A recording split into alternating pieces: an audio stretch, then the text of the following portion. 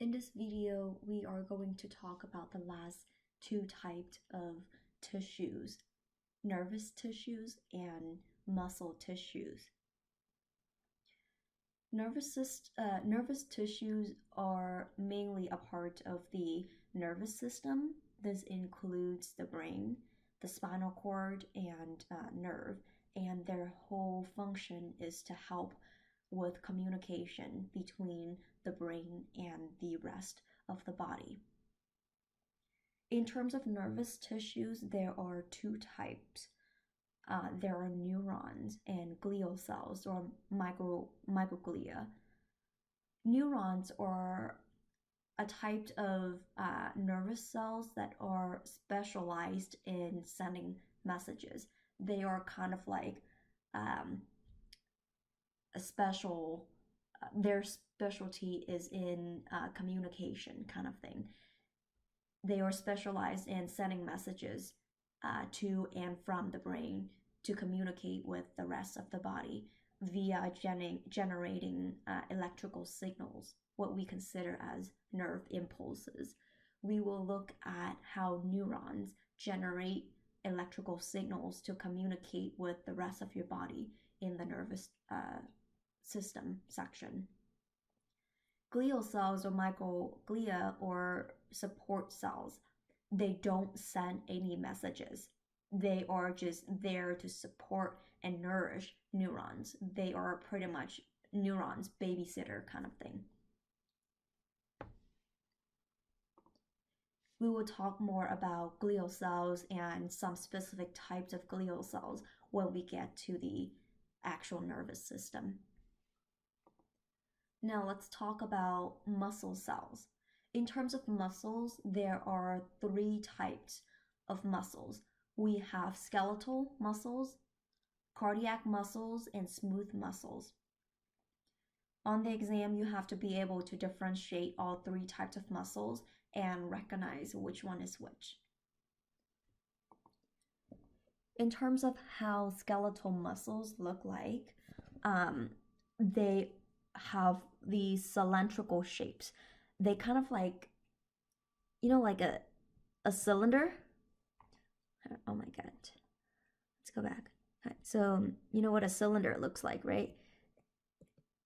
It looks like a cylinder and has many nuclei. So each one of this is a nuclei, and one of them is one big muscle cell. It depends on how big that muscle is. For example, the size of muscles of your arm, like the biceps and triceps, is going to have different size than the muscles of your hamstrings group or your quads.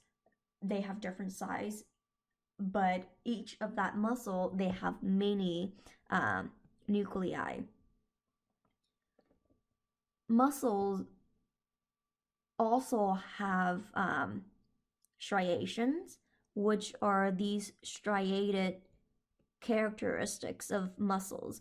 When we actually get into the muscle system, we are going to look at what are these striations and how do they help muscles contract and relax. Muscles attach to your skeleton.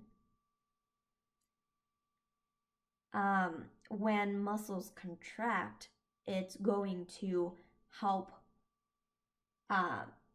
pull your bones. So you can move not because your bones are moving, it's because the muscles are contracting so that it pulls the bone. That's why the bones move.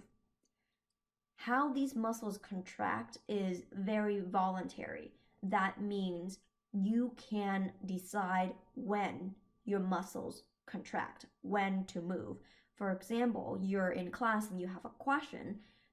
You make the decision to contract your arm muscles and raise it up, or when to put your arms down. You have full control over it. That's why we call it voluntary. You volunteer to use that muscle. As I mentioned, the functions really relates to the structures. The main functions of muscles is to contract and help your body move around by pulling on bones.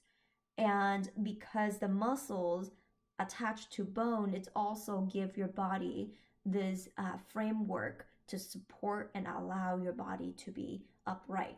You're sitting upright and not, just flipping all over. That's because your muscles are always in this mini contraction phase that's help hold your body upright. When your muscles contract, it's also generate heat. So one of the function is to maintain a constant body temperature by generating heat. Also, muscles help your body protect organs and stabilize joints as well.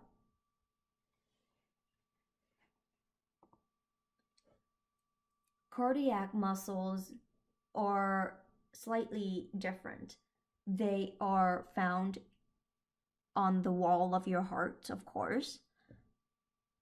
They also have striations, so the stripes on cardiac muscles, that's what we consider as striation, and that's how, when we get into the muscle systems, we're going to talk about how cardiac muscles and how they contract is very similar to skeletal muscles because of these striations. What's slightly different is that with skeletal muscles, they have many nuclei, right? What we consider as multinucleated, because multi is many. With cardiac muscles, it's often only have one nucleus. That's what we consider as uninuclei. Uni means one, right? Once in a while, you might see two nuclei, but that's on the rare case. Often it only has one nucleus. One major difference, or actually two major differences between cardiac and skeletal muscles is that cardiac muscles, they are branch. If you see skeletal muscle earlier, it's just one long cylindrical shape muscle, versus cardiac muscles, they kind of branch out. You see how this one here, it's branch out. Here's some branching as well. They branch out into different muscles. And we have these things called intercalated discs. That one right there.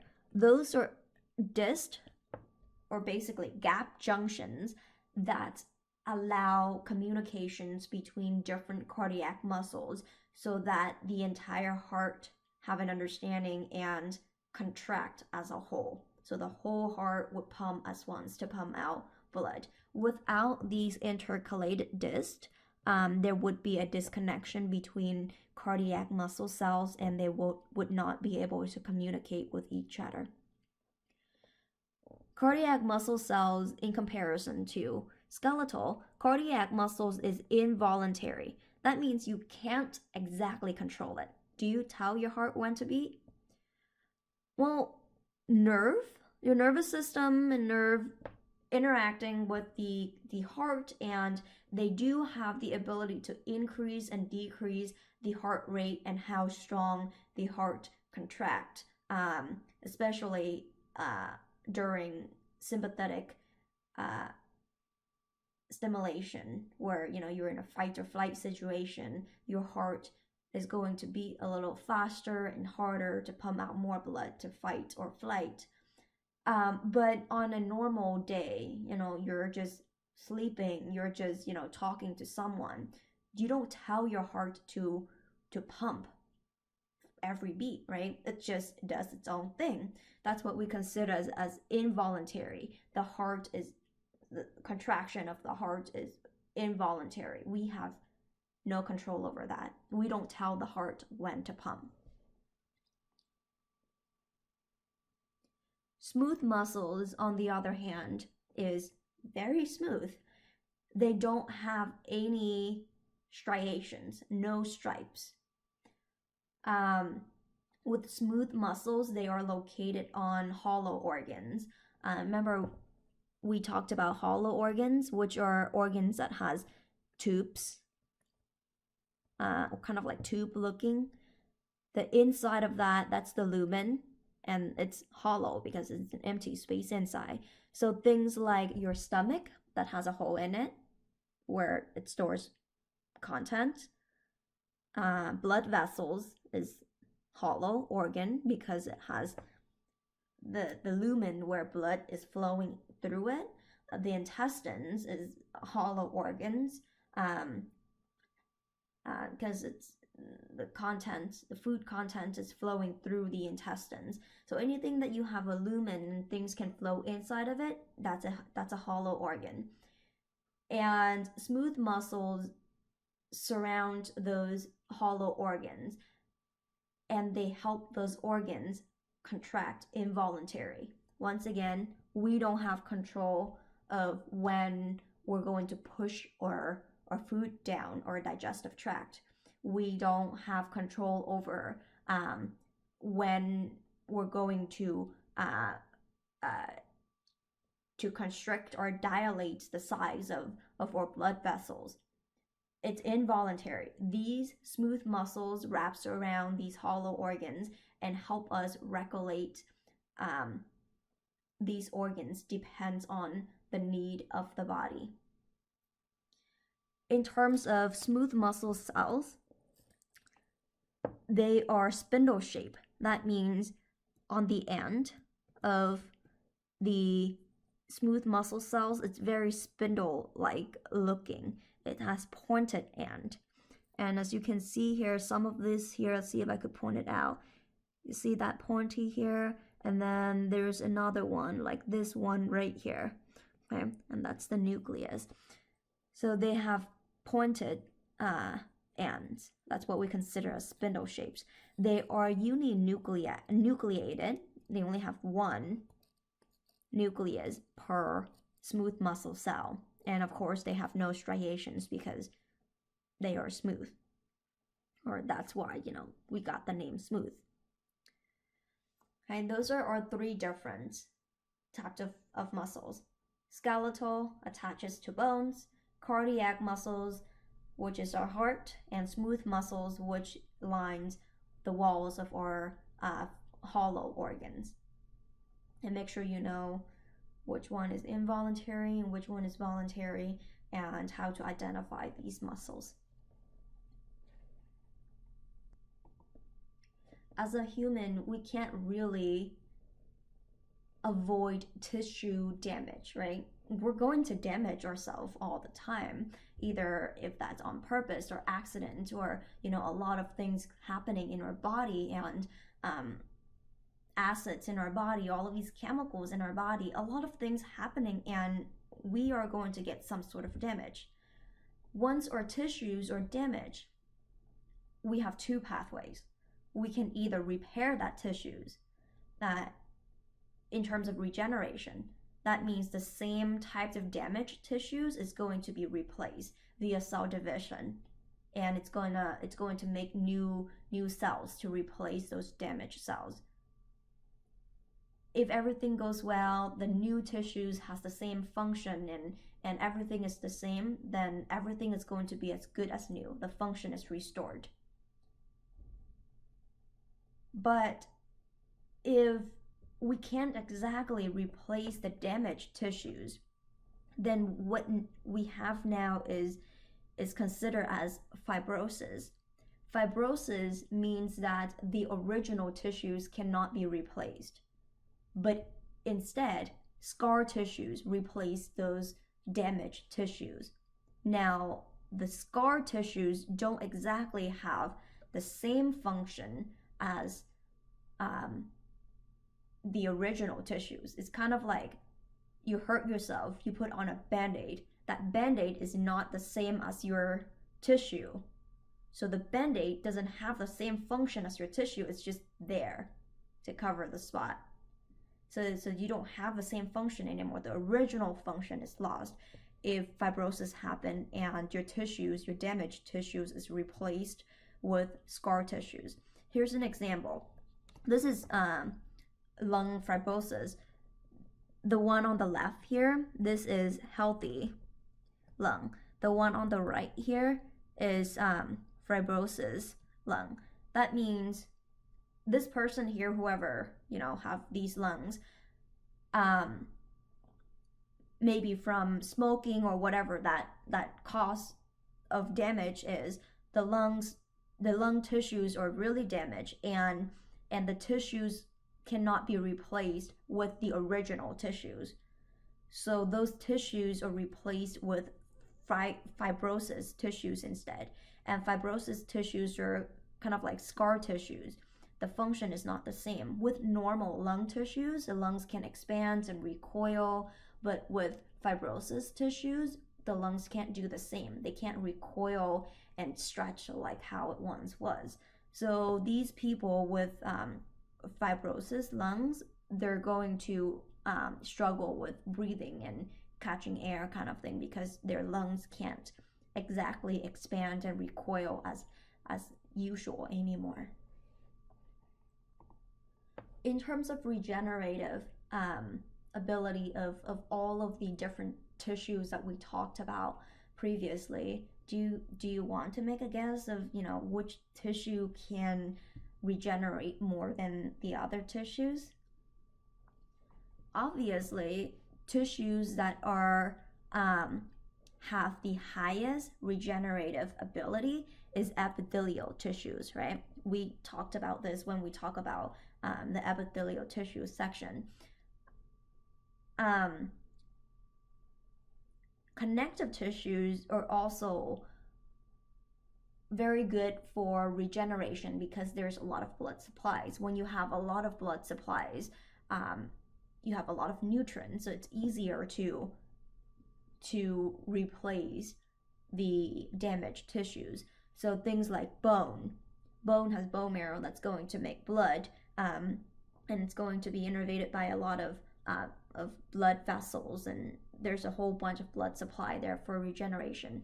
Areolar connective tissues is one type of connective tissues going to be regenerate really well as well. Dense auricular connective tissues, which is a part of your hypodermis, part of the deep dermis of your skin. It's going to have a lot of blood supply there as well, and it's fairly prone to damage, and their regeneration is actually fairly fast. And we also have some blood forming tissues that relates to blood. Also has a fairly good regenerative ability. Types of tissues that has moderate regenerating capacity, kind of like medium regenerative ability. These include smooth muscle cells and dense regular connective tissues. Dense regular connective tissues, even though it's a connective tissues, these types of dense regular connective tissues don't have as much blood supply to it. Kind of like tendons and ligaments are examples of dense regular tissues, as it helps stabilize muscles to bones. So with these here, their healing ability is not too much, but it does heal. It's kind of like when you injure your tendons, or tear a tendon or ligament. Healing is going to take a while. It's going to take a while for you to heal, but it's going to heal. Tissues with no regenerative capability, or even if it does, it's going to be like extremely little, that's you can't exactly see the effect of it. These are cardiac muscles and nervous tissues of the brain and the spinal cord. When you damage your heart and parts of your nervous system, it's going to be extremely hard to heal or recover, because they barely have any regenerative capability. It's not because they don't have blood supply in this case, it's just that these types of tissues, they just don't have the ability to heal. Research is still looking into that, but they just can't heal. If you damage them, it's going to be damaged for a while, if not forever.